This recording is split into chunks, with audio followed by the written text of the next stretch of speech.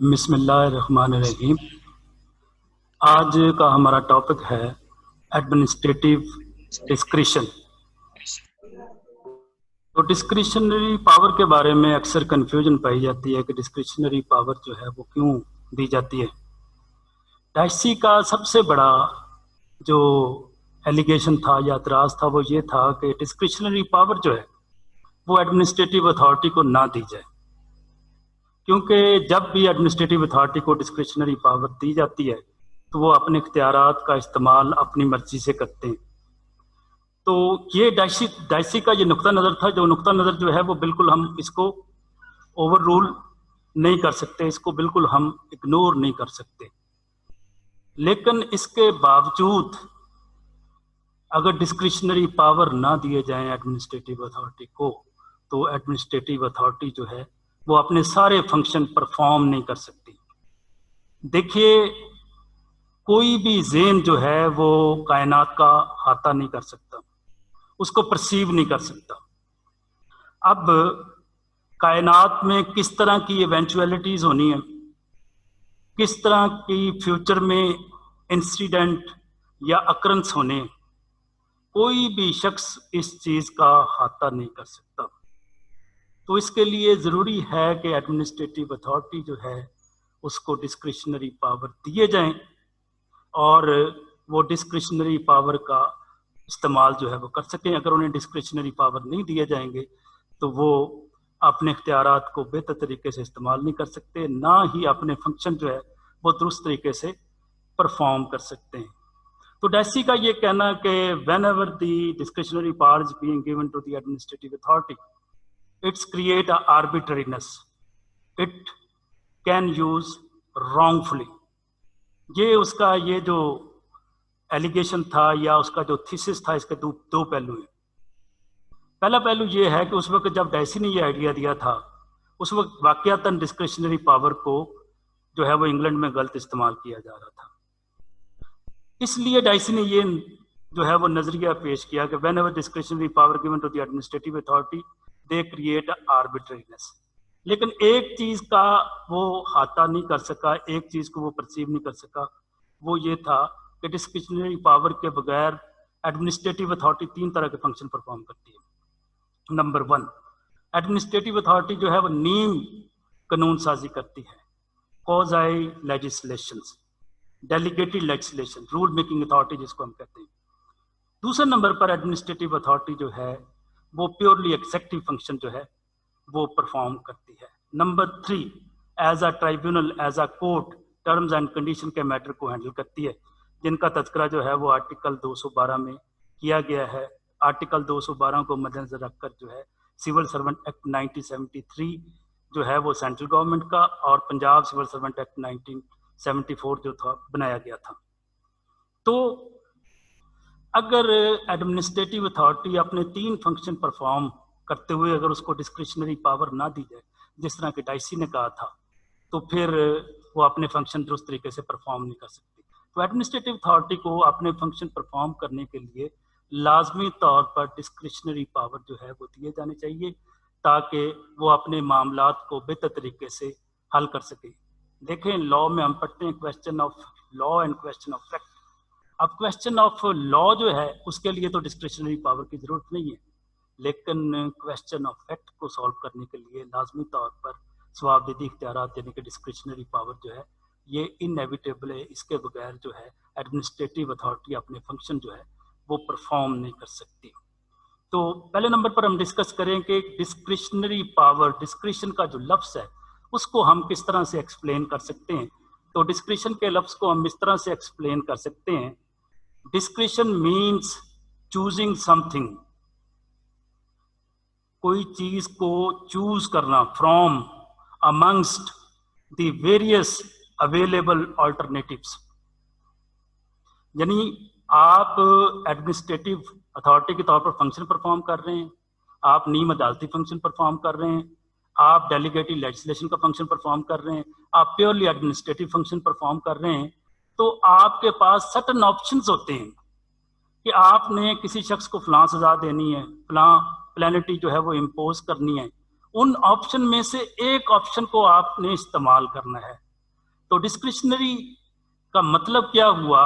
स्वाबदीद से मुराद ऐसा इख्तियार है जो आपके को अवेलेबल है, आपके पास है, 4-5 ऑप्शन आपके पास हैं, लेकिन उनमें से एक ऑप्शन जो है वो आपने इस्तेमाल करना है, but with reference to the rules of reason and justice and not arbitrarily or according to personal whims and caprice. जब भी आपने अपना डिस्क्रिशनरी पावर जो है वो इस्तेमाल करना है, उसमें जो है वो रीजन होनी चाहिए, लॉजिक होना चाहिए, अकल होनी चाहिए। यानी कि जब भी आप अपना discretionary power administrative function perform करते हुए अदा करेंगे, तो जो भी आदमी उसको देखे, सुने, उसका तज्जिया करे, तो वो कहे कि वाकया तौर पर इसने दुरुस्त जो है वो डिस्क्रिशनरी पावर का जो है वो इस्तेमाल किया। तो डिस्क्रिशनरी पावर जो है उसका इस्तेमाल जो है वो वाइजली होना चाहिए, ऑनेस्टली होना चाहिए, जुडिशियसली होना चाहिए, लॉजिकली होना चाहिए, रीजनेबल होना चाहिए।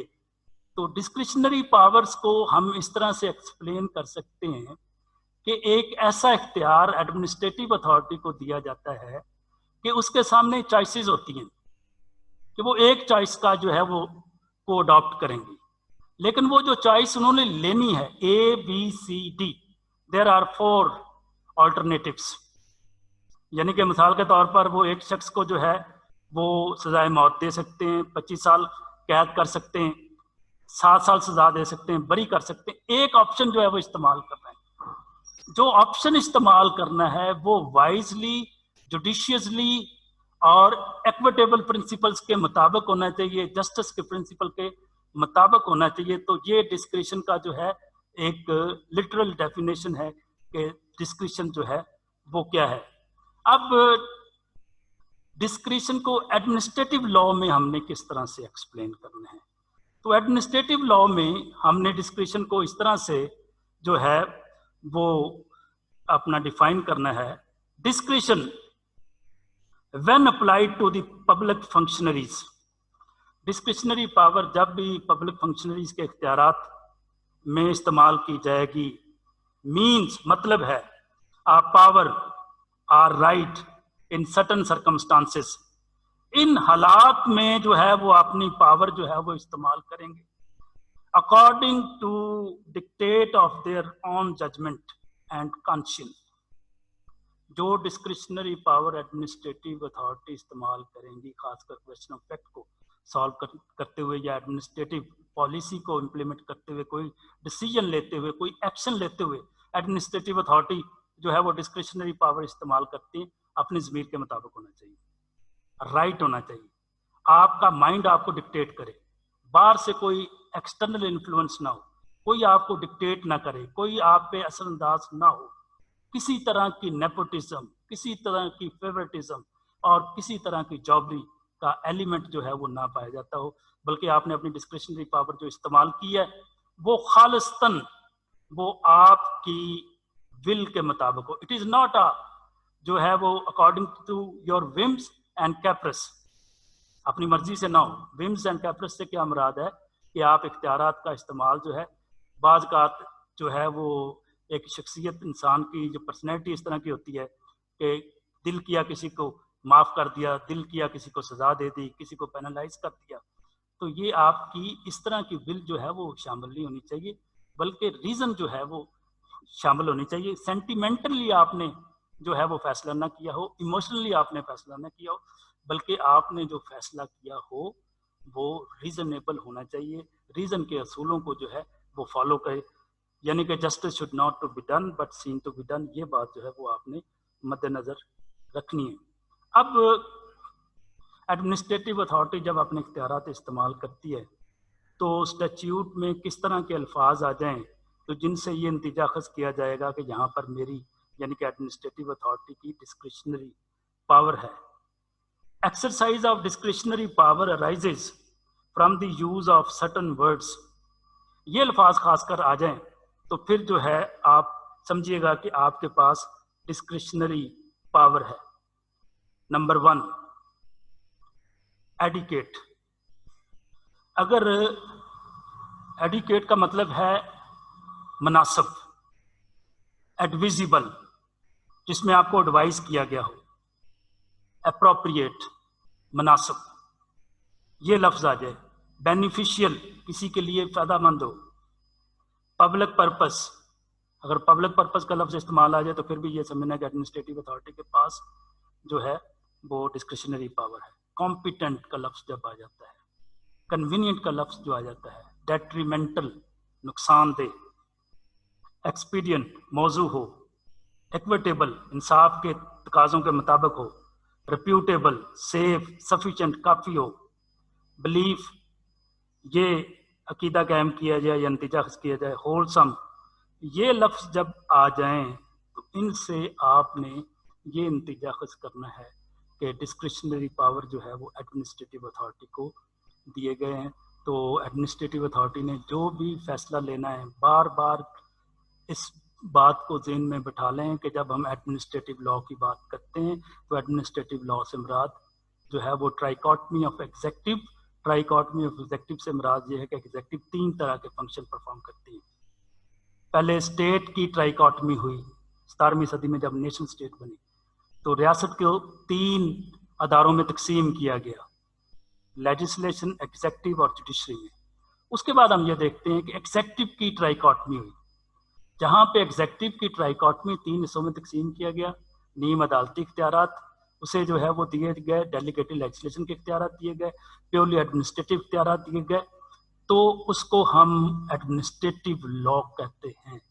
एडमिनिस्ट्रेटिव लॉ जो है वो क्यों मादे वजूद में आया, क्योंकि जो रियासत के 3 ऑर्गन्स किए गए थे उसके मुताबिक जो है, इस थ्योरी के मुताबिक रियासत अपने फंक्शन पूरी परफॉर्म नहीं कर रही थी। रियासत अगर 24 घंटों के में भी कानून साजी करती तो हर मामले के बारे में कानून साजी नहीं कर सकती थी। रियासत के पास एक्सपर्ट लोग नहीं थे, एक्सपर्टीज नहीं थी। देखें, प्रोफेशनल मामलात को हैंडल करने के लिए, उनके लिए लेजिस्लेशन करने के लिए, पॉलिसी मैटर को हैंडल करने के लिए आपको एक्सपर्टीज लोगों की जरूरत होती है। तो पार्लियामेंट इन मामलात के बारे में दुरुस्त कानून साजी नहीं कर सकते थे, क्योंकि उनकी कैपेबिलिटी या एबिलिटी जो है वो इस तरह की नहीं थी, वो प्रोफेशनल नहीं थे। दूसरे नंबर पर पार्लियामेंट अगर 24 घंटे भी अगर लेजिस्लेशन करता रहता तो वो इन तमाम मामलात के बारे में कानून साजी नहीं कर सकता था। फिर इसके अलावा गवर्नमेंट ऑफिशियल्स जो हैं उनके टर्म्स एंड कंडीशन के मैटर्स हैं, जो कि हमने आर्टिकल 212 में पढ़े हैं कि आर्टिकल 212 में लिखा गया है कि टर्म्स एंड कंडीशंस के जितने भी मामलात हैं, it has been excluded from the jurisdiction of the ordinary court, and there would be a special tribunal and court being set up for the solution of matter relating to term and condition. Term and condition के matters क्या हैं? Appointment से लेकर removal तक का मामला, promotion किस तरह की होनी है, प्रमोट किस तरह से किया जाना है, इंक्रीमेंट किस तरह से लगनी है, बेनेवलेंट फंड्स जो है उसका तयन, रिटायरमेंट जो है वो किस तरह से की जानी है, इसके अलावा डिसमिसल के मामलात किस तरह से किए जाएंगे, रिमूवल के मामला जो है वो किस तरह से किए जाएंगे, इस तरह प्रमोशन जो है वो किस तरह से की जाएगी। तो ये सारे मामलात जो हैं that is called terms and conditions. तो टर्म एंड कंडीशन को मैटर को सॉल्व करने के लिए ऑर्डिनरी कोर्ट के पास जो मैकेनिज्म था वो सफिशिएंट नहीं था। तय पाया कि इसके लिए अलहदा से अदालतें जो हैं वो बनाई जाएंगी। तो हमूदुर रहमान की सुपरविजन में कमीशन कायम किया गया, जिसने 1972 में अपनी रिपोर्ट पेश की गई। 1973 का जब कॉन्स्टिट्यूशन बनाया तो उस रिपोर्ट की रोशनी में आर्टिकल 212 जो है वो पाकिस्तान के कॉन्स्टिट्यूशन में डाला गया, जिसका मतन जो है वो इस तरह से है कि matter relating to term and condition has been ousted from the jurisdiction of the ordinary court. All matters should be sub judice before the tribunal. इस तरह के तमाम मामला जो है वो ट्राइब्यूनल के सामने जो है वो सुने जाएंगे। तो ये एडमिनिस्ट्रेटिव लॉ के बारे में भी आपके दिन में एक क्लियर कट जो है वो खाका जो है वो होना चाहिए। अब क्वेश्चन ये है, प्रोपोजिशन की शक्ल में आपसे ये क्वेश्चन पूछा जा सकता है, ऑब्जेक्टिव की शक्ल में ये क्वेश्चन जो है वो आपसे पूछा जा सकता है। प्रोपोजिशन ये है कि why discretionary powers given to administrative authority. Administrative authority को डिस्क्रिशनरी पावर्स जो हैं वो क्यों दी जाती हैं। तो ये अगर प्रोपोजिशन की शक्ल में आपसे पूछा जाएगा तो आपने इसका जवाब इस तरह से देना है कि main reason behind conferring the discretionary power on any authority से मुराद गवर्नमेंट है। गवर्नमेंट को डिस्क्रिशनरी पावर जो है, स्वाविधि इख्तियारात इसलिए दिए जाते हैं कि that it is not possible to lay down a rule of universal application. दुनिया का कोई इंसान सोसाइटी के तमाम मामलात के बारे में एडमिनिस्ट्रेटिव, 3 तरह के एडमिनिस्ट्रेटिव के मैटर्स के बारे में तमाम मामलात का अहाता नहीं कर सकता। इसलिए ज़रूरी है कि उसको एडमिनिस्ट्रेटिव अथॉरिटी को for every conceivable eventuality in any intensive form of government, therefore vast discretionary powers are conferred on administrative authority। तो एडमिनिस्ट्रेटिव अथॉरिटी जो है, इसलिए उसको वास्ट डिस्क्रिशनरी पावर दी जाती है कि वो तमाम इवेंचुअलिटी को मीट अप कर सके। देखें, अभी रिसेंटली दुनिया में कोरोना वायरस आया। अब कोरोना वायरस को कॉप करने के लिए, corp with the corona virus, you have need a new ideas. This is new eventuality, this is a new problem. How can you handle with this problem? The man can't perceive this type of casualty in the past। तो इस तरह की casualty जो है वो आ गई है, catastrophic जो है वो आ गया। तो उससे किस तरह से नब्ज़ आज़मा होना है, क्योंकि पहले तो इस तरह की पेंडेमिक जो है वो इंसान की हिस्ट्री में नहीं आई। अब 2 तरह की डिजीज़, पेंडेमिक और एपिडेमिक। एपिडेमिक जो होती है वो एक इलाके में होती है, एक टेरिटरी में होती है। पेंडेमिक जो है वो पूरी, जिसकी इम्प्लीकेशन पूरी दुनिया पे है। इस तरह की डिजीज़ पहले कभी आई नहीं, क्योंकि पहले दुनिया ग्लोबलाइजेशन या इंटरनेशनलाइजेशन के फेज में पहले आई नहीं थी। तो अब ये नई इवेंचुअलिटी आ गई है। एडमिनिस्ट्रेटिव अथॉरिटी को, गवर्नमेंट को जो है वो डे बाय डे जो है वो अपने एक्शन लेना पड़ते हैं, अपने डिस्क्रिशनरी पावर का इस्तेमाल करना पड़ता है, डिसीजन लेना पड़ते हैं और पॉलिसीज़ बनानी पड़ती है। किस तरह से लॉकडाउन कर दिया जाए, कर्फ्यू लगा दिया जाए। देखिए, कर्फ्यू जो है वो आप ऑर्डिनरी सिचुएशन में नहीं लगा सकते, इमरजेंसी की सिचुएशन में लगाते हैं। अब किस तरह से कर्फ्यू लगाया जाए? अब कॉन्स्टिट्यूशन ऑफ पाकिस्तान ये कहता है कि आपके कुछ फंडामेंटल राइट्स हैं। तो फंडामेंटल राइट्स को भी बाज़ औक़ात इस तरह के सर्कमस्टांसेस क्रिएट हो जाते हैं कि उनको जो है वो वक्ती तौर पर रिस्ट्रिक्ट करना पड़ता है। राइट्स को आपके रिस्ट्रिक्ट, जिस तरह के आपकी फ्रीडम है, where you want to go you can, तो अब वो आपकी फ्रीडम जो है उसको रिस्ट्रिक्ट कर दिया गया, घरों में आपको जो है वो कैद कर दिया गया है। तो ये एडमिनिस्ट्रेटिव अथॉरिटी ने, हुकूमत ने, अथॉरिटी का लफ्ज़ जब भी इस्तेमाल किया जाता है हुकूमत के लिए इस्तेमाल किया जाता है, तो उन्होंने अब ये इस इवेंचुअलिटी को टेकअप करने के लिए या इससे निपटने के लिए जो है ये लाजमी था कि उसके पास डिस्क्रिशनरी पावर हो। अगर उसके पास डिस्क्रिशनरी पावर ना हो तो इस तरह की इवेंचुअलिटी को किस तरह से जो है वो निपटा जा सकता है, किस तरह से जो है वो लोगों को घर से उठाकर पता चलता है कि उन्हें जो है वो कोरोना वायरस हो गया है, वो उसको उठा के आप जो है वो क्वारंटीन में ले जाते हैं। तो ये क्वारंटीन में जो ले जाते हैं ये किस लॉ के तहत है? ये कोई लॉ तो इसकी परमिशन नहीं देता। तो ये एडमिनिस्ट्रेटिव अथॉरिटी ने जो है वो अपनी डिस्क्रिशनरी पावर का इस्तेमाल करते हुए ये सारे रूल्स एंड रेगुलेशंस बनाए हैं। तो नए नए मसले जो पैदा होते हैं उनसे निपटने के लिए आपको नए रूल्स, रेगुलेशन, बाई लॉज की ज़रूरत होती है। आपको डायरेक्शन जो है वो इम्पोज करनी पड़ती है, आपको इंस्ट्रक्शन जो है वो इम्पोज करनी पड़ती हैं।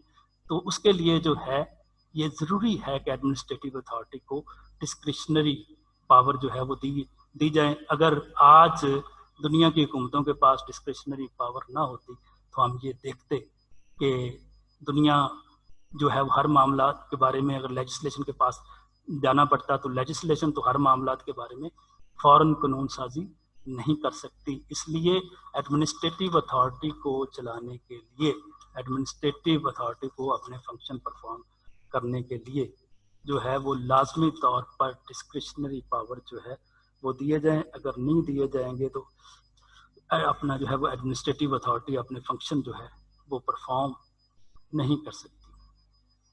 अब क्योंकि ये सारी बहस जो है वो डाइसी के गिर्द घूमती है, डाइसी ने जो रूल ऑफ लॉ का कंसेप्ट पेश किया था, डाइसी ने जो रूल ऑफ लॉ का कंसेप्ट पेश किया था उसका पहला पॉइंट ये है कि trial of every person should be conducted in ordinary court. अब एडमिनिस्ट्रेटिव लॉ में क्या है, the trial of government officials being conducted into a separate court which is called a tribunal. तो डाइसी ये कहता है कि रूल ऑफ लॉ के कॉन्ट्रेरी है एडमिनिस्ट्रेटिव लॉ, क्योंकि रूल ऑफ लॉ ये कहता है कि हर शख्स का ट्रायल जो है कि आम अदालत में होना चाहिए। जहाँ पर जो है आम आदमी का ट्रायल तो ऑर्डिनरी कोर्ट में है जहाँ पे एडमिनिस्ट्रेटिव लॉ है, लेकिन गवर्नमेंट ऑफिशियल्स के टर्म एंड कंडीशन के मैटर जो है वो उनके मामला जो है वो एडमिनिस्ट्रेटिव कोर्ट के सामने चलते हैं।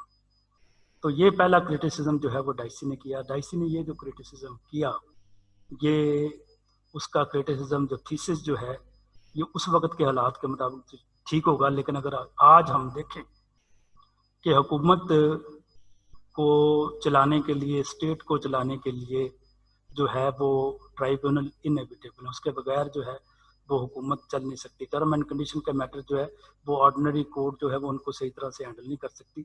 ये हमने हिस्ट्री में भी पढ़ा है, पाकिस्तानी हिस्ट्री में भी पढ़ा है। मिसाल के तौर पर एक गवर्नमेंट ऑफिशियल्स जो है उसकी सैलरी जो है वो रोक ली जाती है, अब उसे इमीडिएटली जो है वो रिलीफ की ज़रूरत है, एक्सपीडिशियस और स्पीडी जस्टिस की ज़रूरत है। उसके लिए वो जब वो सिविल कोर्ट में जाता था या किसी और कोर्ट में जाता था या हाई कोर्ट में जाता था, तो उसका एक प्रोसेस है सिविल जो है वो प्रोसीजर के मुताबिक, कोड ऑफ सिविल प्रोसीजर के मुताबिक, तो उसको एक्सपीडिशियस रिलीफ नहीं मिलती थी। इसी तरह उसके टर्म्स एंड कंडीशन के दूसरे मामला हैं, प्रमोशन का मामला है, ट्रांसफ़र का जो है वो मामला है, सीनियरिटीज़ का जो है वो मामला है। उन मामलात को के लिए जो ऑर्डिनरी जज थे वो एक्सपर्ट नहीं थे, उन मामलात को जो है वो हैंडल करने के लिए एडमिनिस्ट्रेटिव कोर्ट्स जो थी वो नागज़ीर थी। कि डाइसी का ये कहना कि रूल ऑफ लॉ के ख़िलाफ़ है administrative law, is contrary to the जो है रूल ऑफ लॉ, ये उसका नुक्ता नज़र जो था वो दुरुस्त नहीं था। ये जो इसके बगैर जो है रूल ऑफ लॉ का भी मकसद ये है कि हर काम जो है वो लॉ के दायरा कार में रहकर किया जाए। तो अगर स्टेट फंक्शनली परफॉर्म करने के लिए बाज़ का आपको किसी थ्योरी, किसी हाइपोथेसिस से कंप्रोमाइज़ भी करना पड़ता है, तो आप जो है वो उससे कंप्रोमाइज़ करते हैं। दूसरे नंबर पर जो डाइसी का नुक्ता नज़र था कि whenever the discretionary power is given to the administrative authority it's create arbitrariness, तो ये बात भी उसकी दुरुस्त नहीं थी।